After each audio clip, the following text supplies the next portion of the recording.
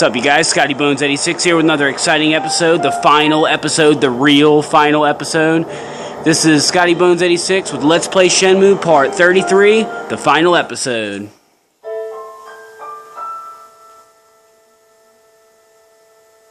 The real final episode. I'm sorry, y'all.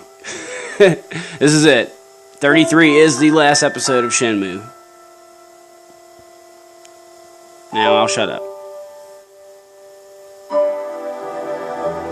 Izumi. Oh, no. I scared you? No, just spooked. You know, it's kind of funny. Funny? See, I was just making a wish for you, and you suddenly appeared. A wish from me?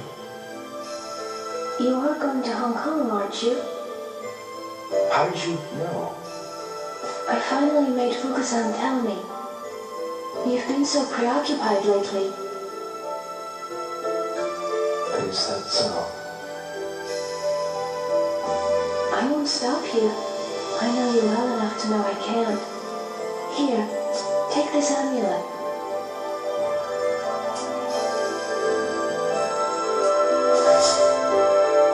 I'm hoping it will keep you safe. At least that's what I've been wishing and willing it to do. Izumi. I'm so glad I was able to give it to you.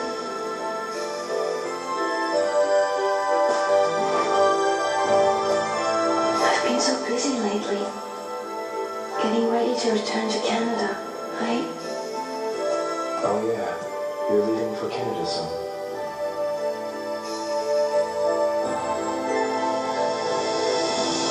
A forbidden love. I gotta go home. Yeah, well, be careful.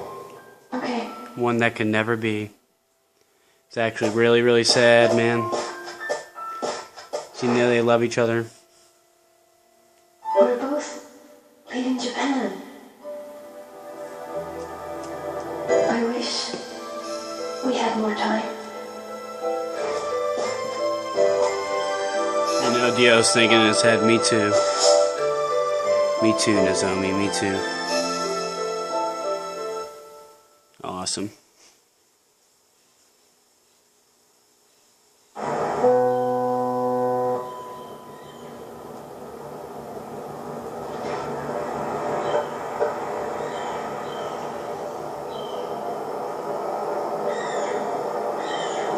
All aboard, next stop, Hong Kong, and Shenmue 2.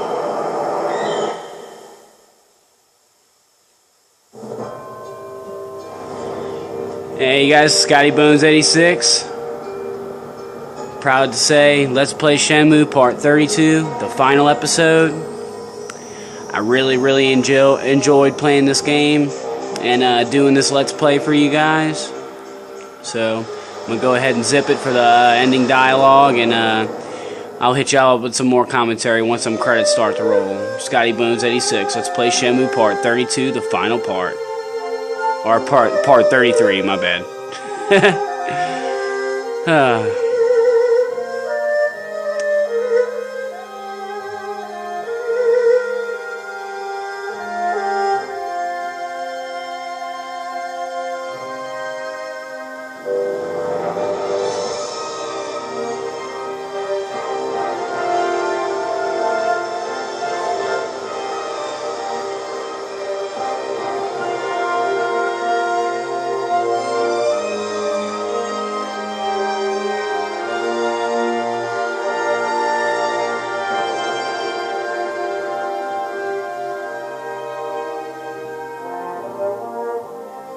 He comes from a far eastern land, across the ocean. A young man who has yet to realize his own potential. This potential is a power that can both destroy him, as well as ensure his will is realized. Perhaps he will achieve the balance that will mark him a man of courage. The path he must traverse is fraught with adversity and filled with expectations. I await whilst praying for the realization of this destiny predetermined since ancient times. a pitch-black night unfolds, with morning star as its only light. And thus, the saga begins. Yes. Yes. This is Scotty Bones 86. Let's play Shenmue.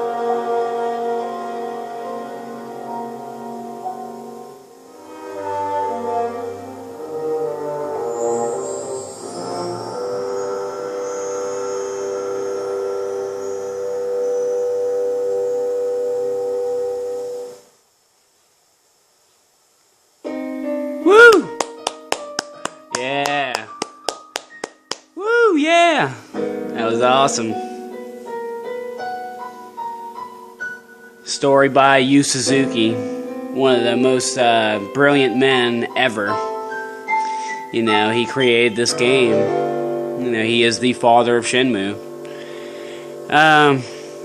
Yeah, that's the end of my Let's Play of Shenmue. I really hope y'all liked it. It's been a long journey. It's been 33 videos long of a journey. Yeah, I suppose I could have made it a lot longer and went a lot more in depth with things and stuff in the game. But I mean, you got the gist of it. You can basically go anywhere, do anything. You know, there's all kinds of things that you can do in this game. You know, arcade. I can go on forever about that, but I'm just gonna go ahead and just talk more about one day I was maybe like, I don't know, maybe 11, maybe 12, and I went over to, I'm 28 now, but I was probably about 11 or 12, you know, maybe 10 or 11, really. And I went over to my friend Matt's house, and we went over to his friend Josh's house, and you know, it was around the time of 64, and GoldenEye was huge and everything. And we went over to his house, and he had a Dreamcast. And I never seen a Dreamcast before, or let alone even heard of it. You know, I didn't even know it existed. Because this was back the times before internet was huge and stuff, and you didn't really, you know, you didn't know anything. You had to pretty much just see things or hear about something. So we went over there, and the guy had a Dreamcast, and on the table next to the Dreamcast was this game. And, you know, just looking at the cover, I was intrigued. So I picked it up and I was like, dude, what's this game about? What's this? And he's like, dude, it's Shenmue, man. This game is awesome. You know, so he showed me a little bit of what it was like, showed me some of the fight scenes, and then instantly I was hooked. You know, it was pre-Grand Theft Auto 3, you know, so, this was really crazy to me, you know. It was a totally different kind of thing, you know. It was before Grand Theft Auto 3, so, you know, it was like the first of its kind, you know, like an open world game where you can just walk around and interact with people and stuff, and, you know, buy Cokes out of the machine and do all this stuff that they, like, thought up, you know. These geniuses thought up. It's so detailed, you know, and, just ever since then, you know, I was hooked, and I was interested. At first, I didn't really, I didn't have a Dreamcast for a long time. You know, we probably didn't get one until, maybe about, like, 5 years later, maybe 4 years later, something like that. But, once I got it, Shenmue was the first game that I got, you know, the only game that I really wanted. So, you know, like I said, I was hooked when I finally got the game in my hands and I owned it. You know, it was just such an awesome day because, like, I knew that I could play the game at my own speed and my own time, you know, and, like, just roll through it at my own speed, you know, and just really see what the game was all about. And I did just that, you know, and I played the game for months and months, and it took me so long to get to disc 3, you know. It was like in game time, like I beat it probably about like 3 weeks ahead of time with this Let's Play, you know, than I did back then. I took my time and I just figured everything out and went and looked at everything and did everything that you could do, you know, and played all the arcade games and just basically just explored the whole world, you know, and it's just such a magical game. And the people that are out there that like this game, you know what I'm saying, because I know there are people out there that don't really give a rat's ass about it, but I am one of those percentage of people that do like this game, you know. And this is definitely one of those games that changed my life forever, you know. With video games, this is definitely my favorite game of all time, you know. It's like Grand Theft Auto, Max Payne, those are my favorite games too, but this was just like the first one that I saw like this, you know, and it was just jaw-dropping, you know, and just really, really at first, you know, before I got it, just interested me. It was so interesting looking, you know, like a game that was like that, where it was open world and you could just go up to anybody and talk to anybody, you know, and like, it was just so cool to me. I mean, it still is. I'm just saying, whenever I saw that when I was like 10 years old, you know, it's just like, wow, dude, I didn't know they made video games like this, you know. But the thing is, they didn't, you know. It was actually a big landmark game. Like, a lot of stuff that you can do in SHENMUE and that was in SHENMUE opened up a lot of doors for, like, other games, you know, in the future. I mean, you see it all the time.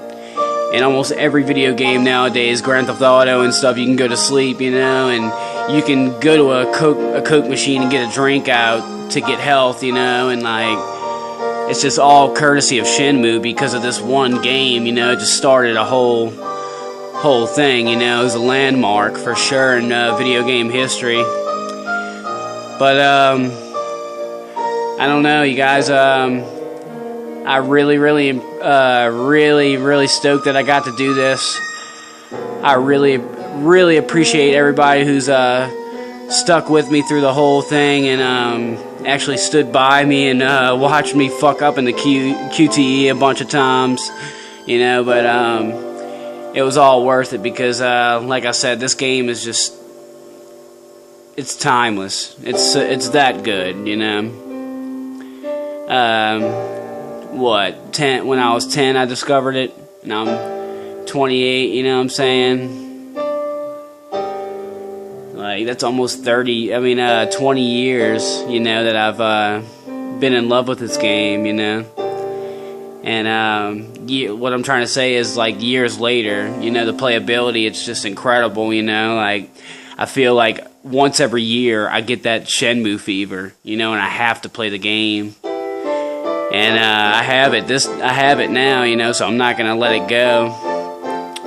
You know, back in the day, I've gone through this game so many times. I traded it in when I didn't have enough to get another game, and just stupid shit like that. You know, trading it in to get something else, and you know, I finally got the game. I own it now, and I'm never giving it away or trading it in for anything. You know, because like I said, that playability is so awesome. Like I said, every year I don't know, I just get a fever and I've been wanting to play it. Or I want to play it, you know, and I have to play it. So definitely going to keep it around just for that purpose because the game never gets old, you know. There's always different shit that you can do and just different events happening at different times, you know. You can't really predict what's going to happen when, you know. It's just a game that you can play over and over and just never really get tired of, you know. It's one of those classic games that just gets better with age. But yeah, I'm going to go ahead and thank Sega, Yu Suzuki, everybody in the SHENMUE team, and everybody that watched this Let's Play. I really appreciate y'all for sitting down and checking me out. This is Scotty Bones 86, Let's Play SHENMUE. I'll see y'all on Let's Play SHENMUE or Let's Play SHENMUE 2. Peace.